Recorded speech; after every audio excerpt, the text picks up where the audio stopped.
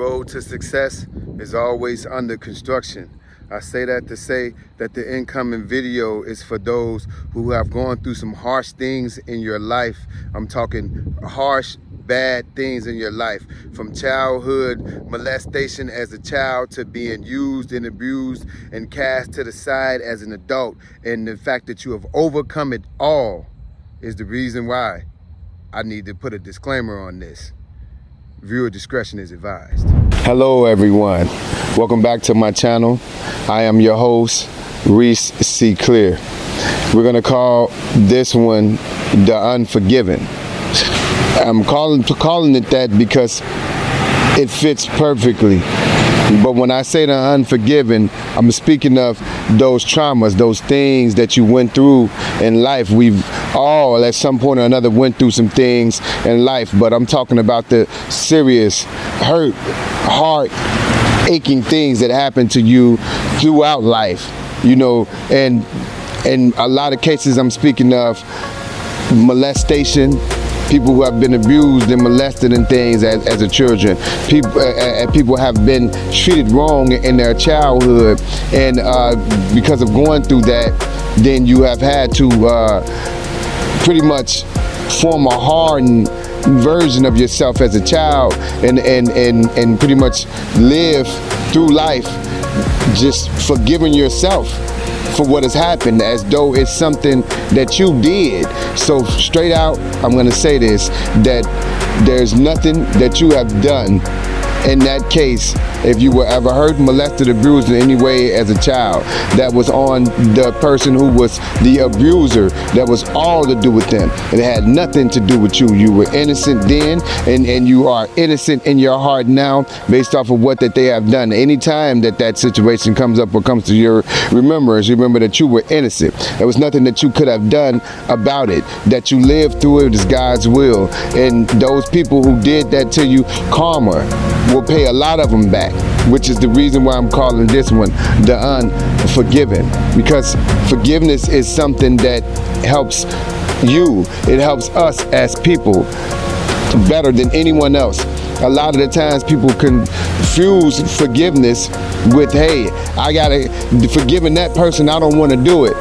And then you carry this anger with you, you carry this hurt with you. In a lot of cases, people build up an ego, and because you have to become stronger than what you was. And speaking on the I here, like this applies to me too, because I had those issues, molestation as a child. I grew up in group homes, and you know, I spent a lot of time, you know, in darkness over the years of my life, you know, and because I had these childhood traumas and things that I was dealing with, and a lot of the times I was not aware that it was still there, because I thought that I did such a good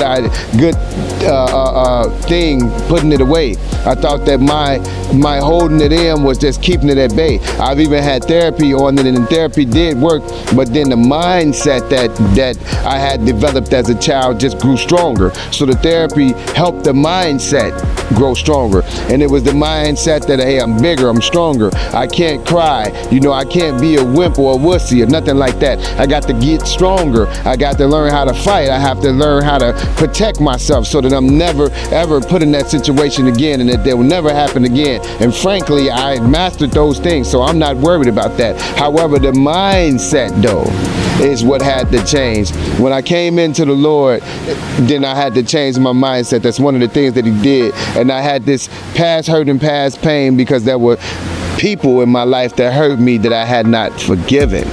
And I carried that pain, and because of the childhood hurt and the childhood pain, and it was from relatives, family members, which is the case for so many statistics to say that, you know, so it's the case for so many.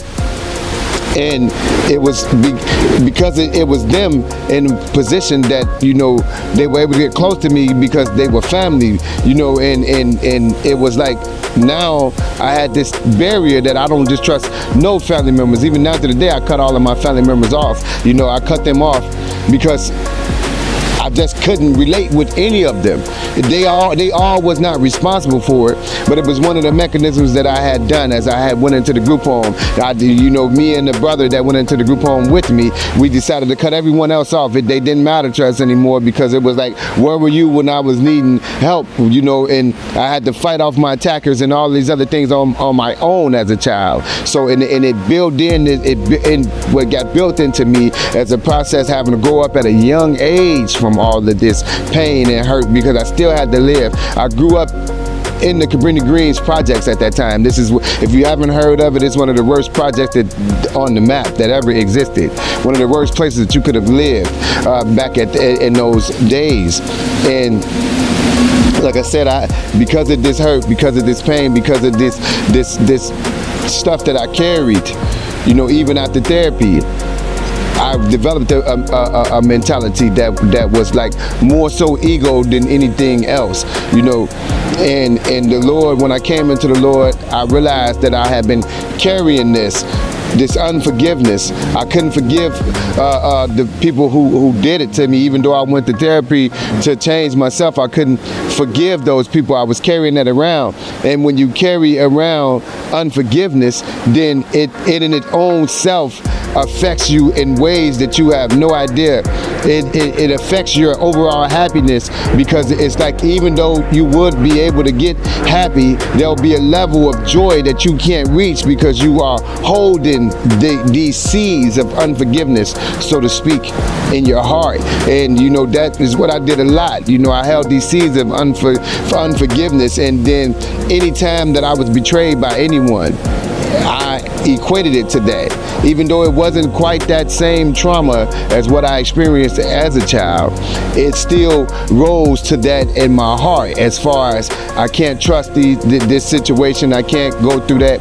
And my betrayals have always caused me to just leave. Like I would shut it all down, A lot of the times I did a lot of studying on myself, wondering about this. Like, man, why is it, that I hate to be lied to? I hate deceptions. I hate all this. And then for the most part, I was getting, it's because I'm a Scorpio, because I'm Scorpion born. That's just an innate ability in us. We just hate to be lied to and deceived. But in reality, it was deeper than that. Even that than me. To me, not than me, but to me, it was even deeper than that. I was holding this in my heart, this unforgiveness. That's why this is called the Unforgiven, because even though those things happened as a child, I've witnessed over the years that the people, my abusers, they were rocked in the world. They were rocked several times, several ways. A lot of them are dead and gone right now. The dust on their bones is gone right now, and then for those that do remain in our life, they are not in no place where I would consider that to be a good place, because their lives are just not going well, and they haven't gone well since then. You can call it karma, but I like to call it God getting vengeance. And this is one of the things that he wanted me to deal with while I'm speaking to people, about the fact that having these unforgiving seeds in your heart, is the reason why people are experiencing blockages. It's the reason why, you won't seem like you have achieved enough in life, because you're still, some portion of you that you are now unaware of is still speaking to you, judging your every success and your everything based off of who you were when you were traumatized. So it's, I'm doing good enough, to everyone else that can see, but in my heart, I'm just not good enough. That job, you're just not good enough at it. Here it is, you've been promoted, and everybody in the place know that you're the best at it. But in your heart, you still feel like there's just one more assignment that you can do. And when you complete that assignment, then, that is going to just let you know once and for all that, yes, I am the best. You just feel like, okay, as an athlete, I got to go one more further mile. I got to push my body one more step closer to the brink. Wherever the brink is, I got to always find the brink and jump over it, because that's the only way that I'm going to know that I am doing better than what I thought that I am. That's the only way that I'm going to know that I'm strong, is if I can lift every single weight that's in the gym pile. That's the only way that I'm going to know that I'm worthy of people's respect, is if I can beat everybody that I cross paths with. That's the extreme for some, and while others it's even more extreme, but in a calculated manner. An ice cold precision that you just wear it like a cloak, and you have shattered the glass ceiling. There's no more ceiling for you. You sitting looking at this from a cush space in life. Yet you still know what I'm speaking of. The unforgiven. You have to forgive, not them, but you. Holding these seeds causes the ground to be unfertile. It's the seed that is unplantable. You can't water it because you won't admit that it's there. If you did water it, it won't grow into nothing that is pretty. It is the anger, the quiet anger, the quiet judgmental stance taken upon everybody.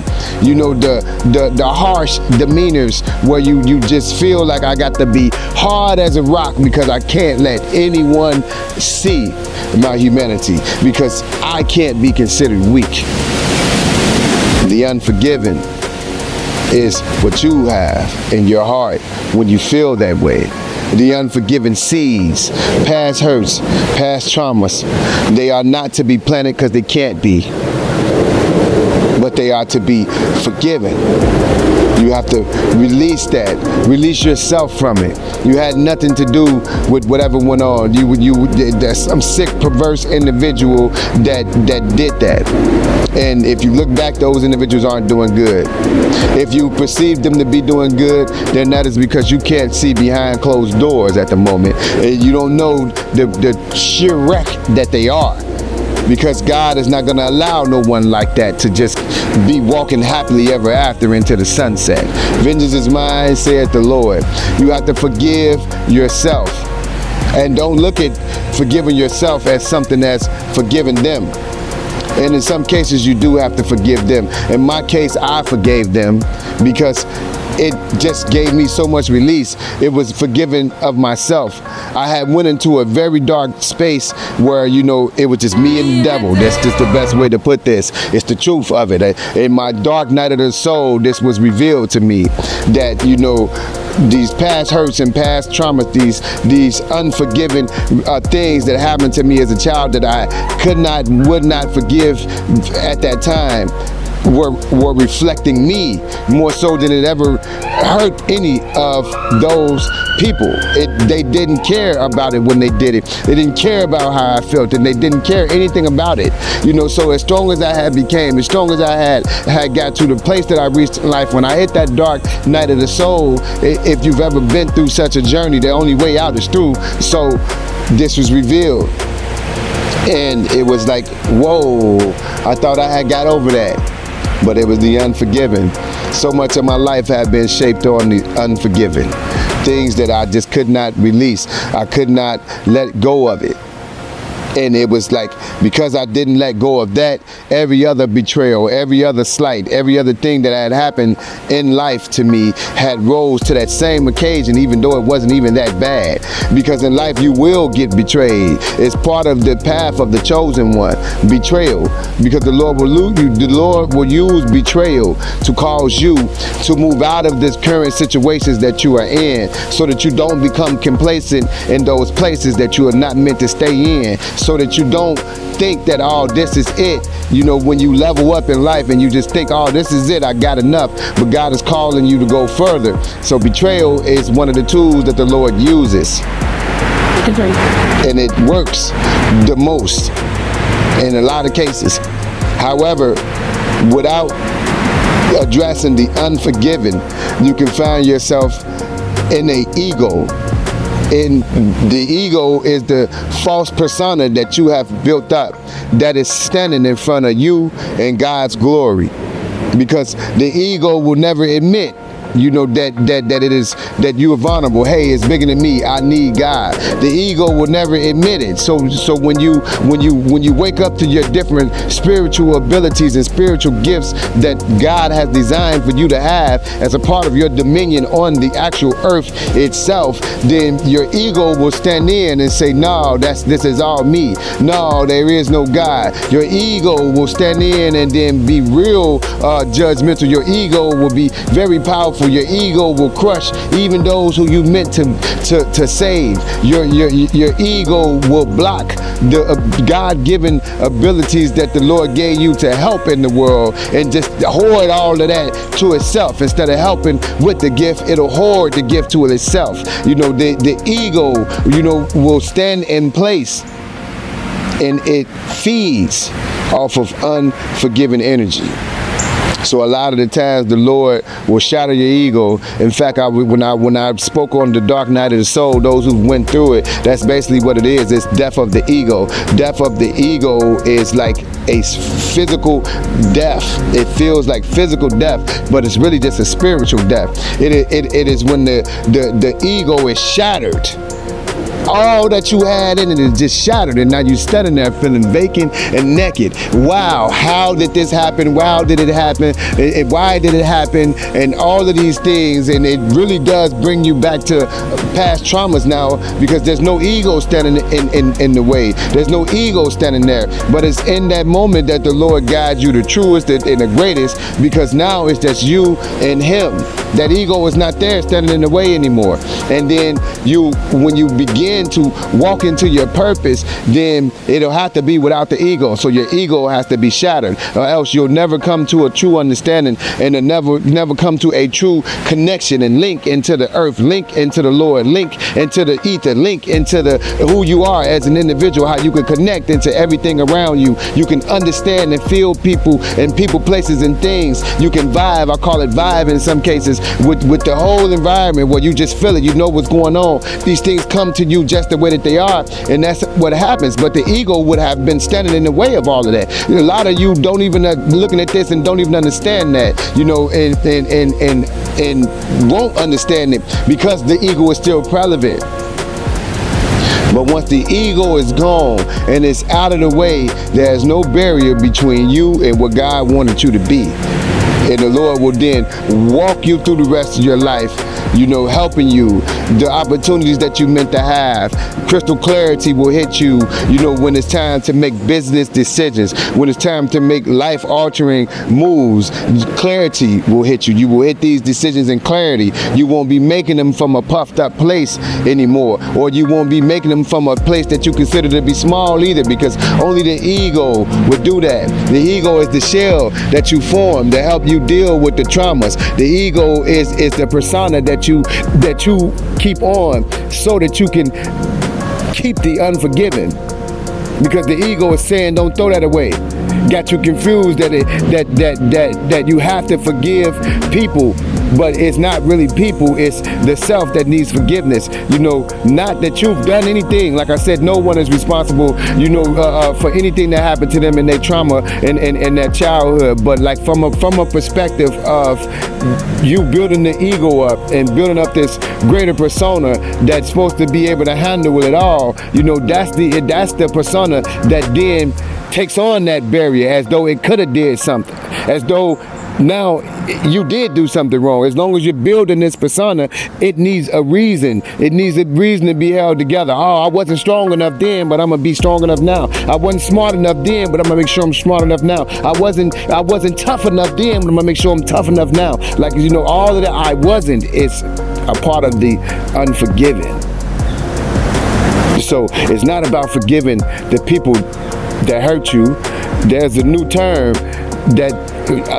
to me insofar as I've heard it over the last maybe 4 or 5 years compared to my whole life. So, but hurt people, you know, so then that is, you know, what people would say, well, like, okay, you know, you gotta forgive, but forgiveness really is helping you more so than it's helping any person that you can perceive yourself as that either needs your forgiveness and you won't give them the forgiveness, or any person that you feel that you are able to forgive but you won't forgive forgive. Any case when it come down to forgive, the word forgive, period, is a word that applies to the self, because the self is the only one that can give it. No one else can give it.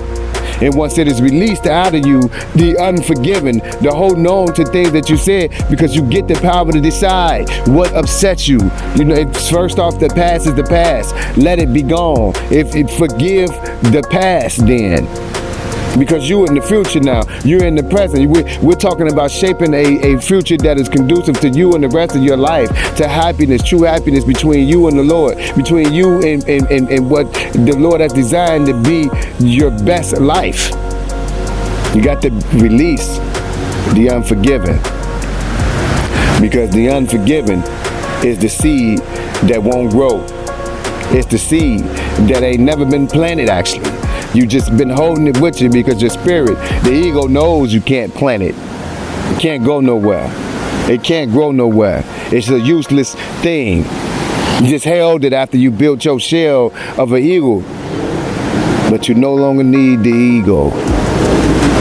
Some of you will experience that ego death. It'll hit you like physical death, literally, just wide open. But the Lord is with those that are contrite in their heart, contrite in their spirits, that have things that you need to work on. You don't have to go it alone. In fact, you haven't been going it alone. But